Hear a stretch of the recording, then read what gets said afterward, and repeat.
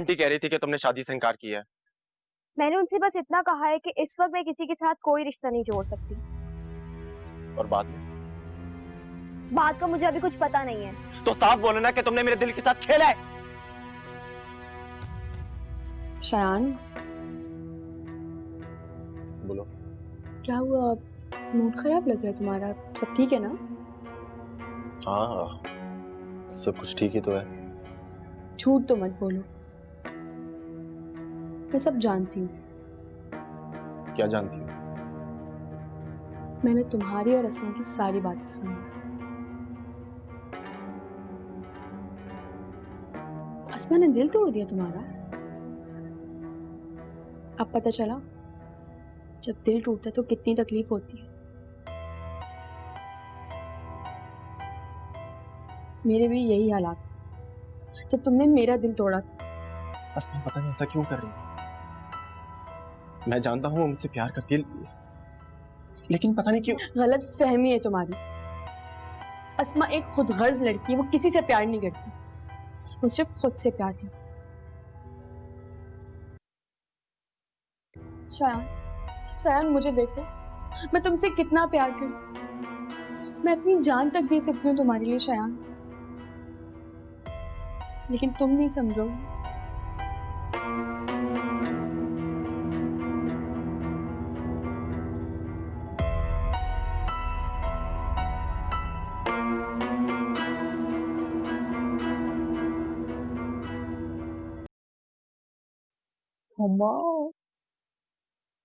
मुबारक हो।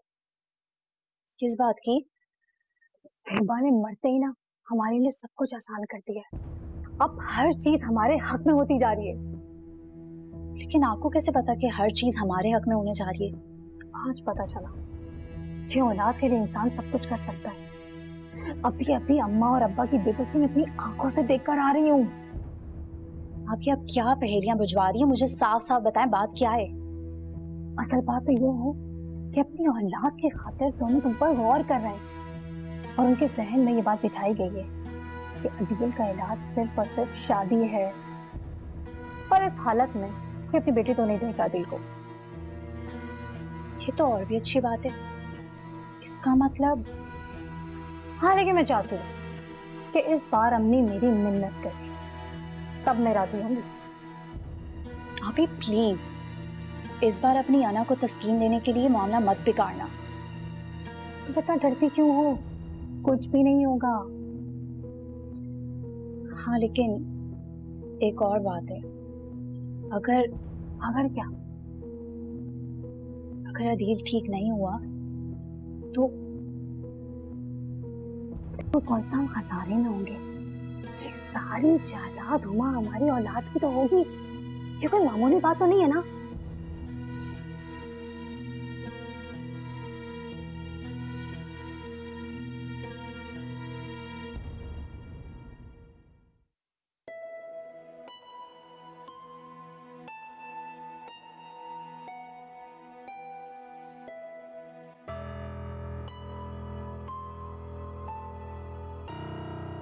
Thank you अस्मा।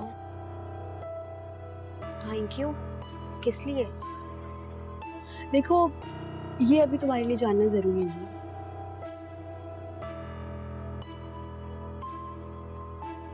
इसको क्या हो गया? अचानक इसका चेहरा इतना खिल गया।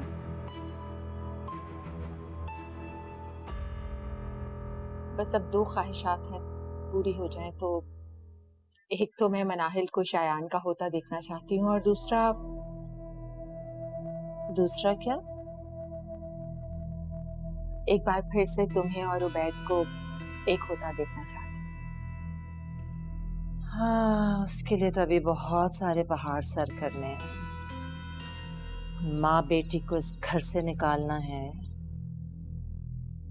और उबैद के दिल को महरीन की तरफ से बदजन करना है। उसके बाद ये सब कुछ मुमकिन हो सकेगा। अच्छा, ये मुझे लगता है ये जो अस्मा के बाप वाला सारा सिलसिला है ना, इसका कोई फायदा नहीं होगा।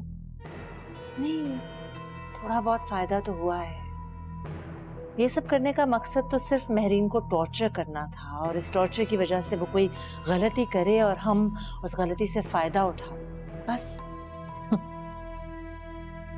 वो बहुत होशियार है आयशा, इतना आसान मत समझना उसे। मत डरा है मामा,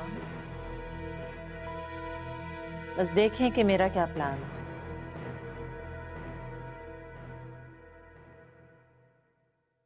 ये ले आप भी चाय। क्यों मेरी बहन? ये कौन आ गया? मैं देखती हूँ, आप बैठे, मैं देखती हूँ जाके। अरे नहीं, तुम बैठो। देखो, ऐसी हालत में डॉक्टर्स कहते हैं कि थोड़ी सी ना चहलकदमी करनी चाहिए, अच्छा होता है। देखती हूँ।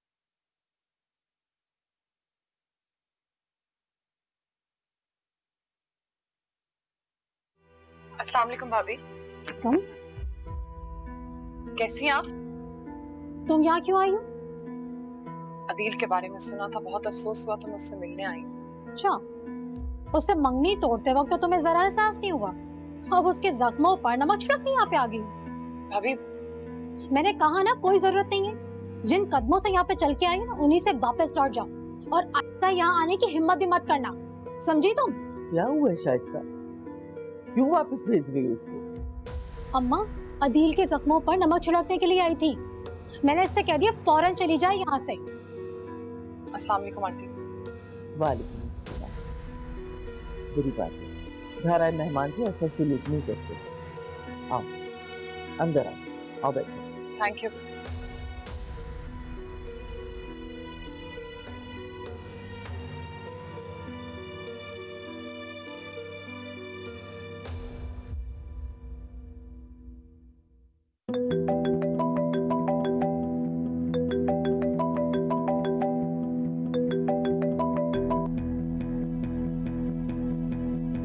अस्मा,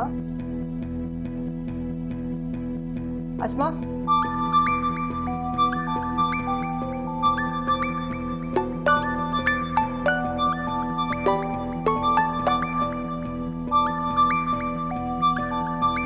कौन है?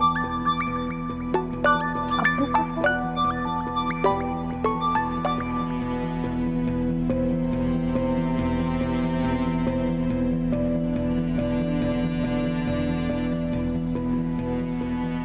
कैसे हैं अब्बू आप? मैं ठीक हूँ अस्मा बेटा, तुम सही हो ना?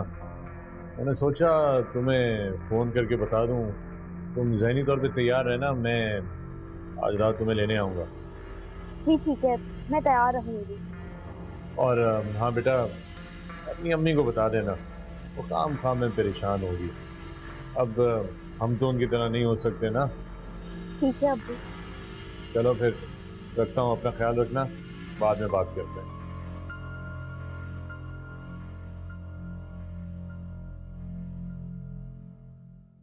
अब क्या होगा आप ही? इस मोहम्मद को नहीं आना चाहिए था, सब कुछ हमारे हक में चल रहा था, और ये आप कब बखत आ गई। हुमा ये मामले को बिगाड़ सकती है। तो मेरी किस्मत ही खराब है, दिल को पाना मेरी किस्मत में बिल्कुल भी नहीं है। हम किसी भी सूरत हार नहीं मानेंगे, समझी तुम? अब यहाँ तक आ गए ना, तो आगे आर या पार हम अपना खेल खेलते रहेंगे। मुझे तो लग रहा है उसको बुलाया क्या है, जरूर कुछ चल रहा है। पहले पता तो चले ये आखिर आई क्यों है। फिलहाल तुम सब्र करो, पहले जानने की कोशिश करते हैं कि असल मामला है क्या, उसके बाद आगे कदम उठाएंगे। हेबा से तो आसानी से जान छूट गई, लेकिन मुझे लगता है इसके साथ तो दो दो हाथ करने पड़ेंगे। आपका क्या ख्याल है, इसको किसने बुलाया? तुम्हें परेशान होने की जरूरत नहीं है, मैं हूं ना, सब संभालूंगी। इतनी आसानी से सब कुछ अपने हाथ से जाने नहीं दूंगी।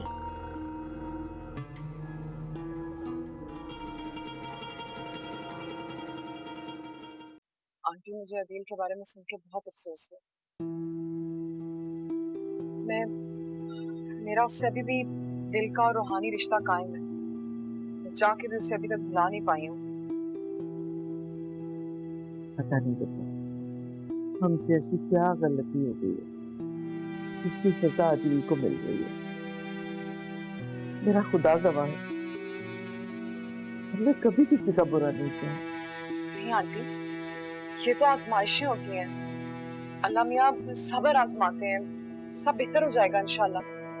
बस तुम दुआ करो बेटा, अल्लाह हमें इन आजमाइशों में सब्र करने की तौफीक अता करे। सब ठीक हो जाएगा। अच्छा आंटी, वो मैं अदील से मिल सकती हूँ? वो तो सो रहा है बेटा, डॉक्टर ने उसे ऐसी दवाएं दी हैं जिसमें बहुत नींद है। कब तक जाग जाएगा? कुछ कह नहीं सकता, लेकिन जब जागता है ना तो अजीब कैसी कैसी बातें करता है। फिर भी जैसे उठेगा मैं तुम्हें उससे मिलवा दूँ। आंटी, मुझे आपसे एक फेवर चाहिए। हाँ हाँ बोलो बेटा। आंटी, मैं यहाँ रहकर अदील का ख्याल रखना चाहती हूँ, मैं उसे इस मुश्किल से निकालना चाहती हूँ, अगर आप इजाजत दें तो। तुमने तो मेरे दिल की बात कह दी।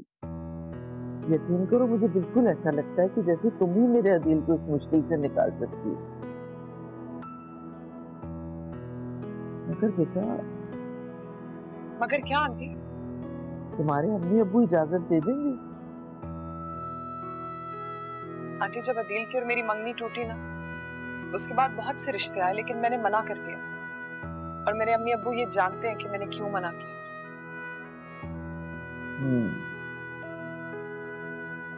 ऐसा तुमने अदील की वजह से किया? जी आंटी, मैंने बहुत कोशिश की, लेकिन मैं अदील को अपने दिल से निकाल ही नहीं सकी, उसे भुला ही नहीं सकी। अम्मी अब्बू मुझसे बहुत प्यार करते हैं और मेरी खुशी चाहते हैं, मैं उन्हें मना लूंगी।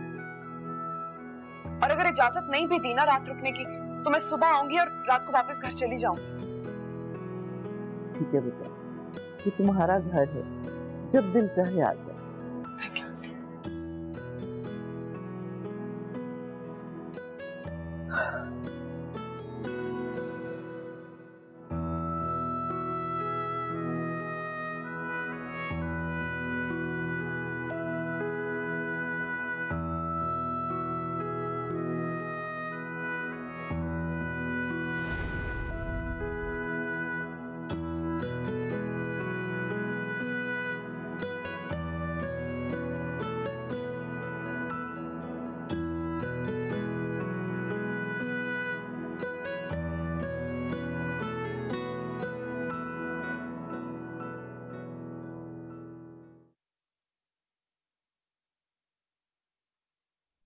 इससे बहुत अफसोस की बात है, ऐसा होना नहीं चाहिए।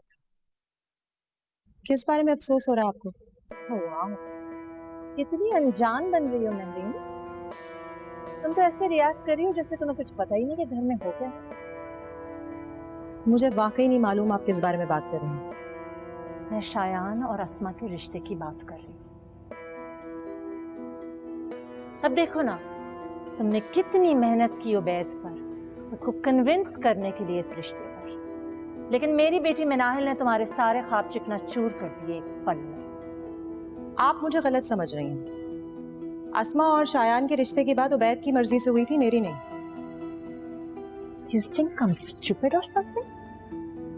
कोई अपनी सगी औलाद पर गैरों की औलाद को कैसे तरजीह दे सकता है? आप जो भी समझे यही सच है। खैर, whatever। वैसे भी उबैद ने वादा किया मेरी बेटी से कि जब तक वो राजी नहीं हो जाएगी ये बात आगे नहीं बढ़ेगी, और मुझे नहीं लगता कि मनाहिल कभी भी इस बात पे राजी है। आपको फिक्र करने की जरूरत नहीं है। अस्मा ने शायान से रिश्ते से इनकार कर दिया। What? हाँ, और हमने तो शायान से मनाहिल के ही रिश्ते की बात की। उसने कुछ वक्त मांगा है हमसे। आप मेरे बारे में जो भी समझती हैं, जो भी सोचती हैं, इस बात से मुझे कोई फर्क नहीं पड़ता, लेकिन आइंदा इस बात पर शक मत कीजिएगा कि मैं अस्मा को मनाहिल पर तरजीह देती हूँ। दोनों मेरी बेटियां हैं और दोनों ही मुझे अजीज हैं।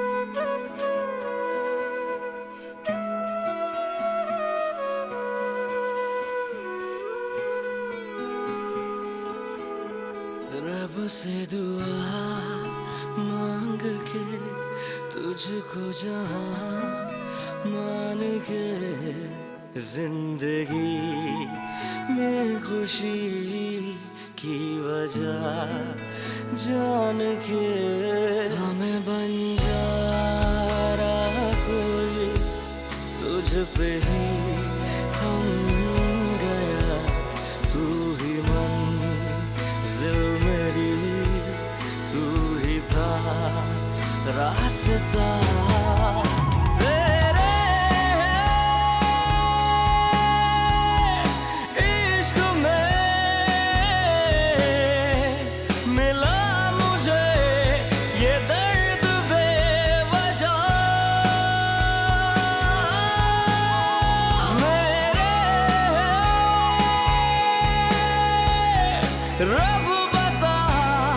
रब बता हुई कहाँ खता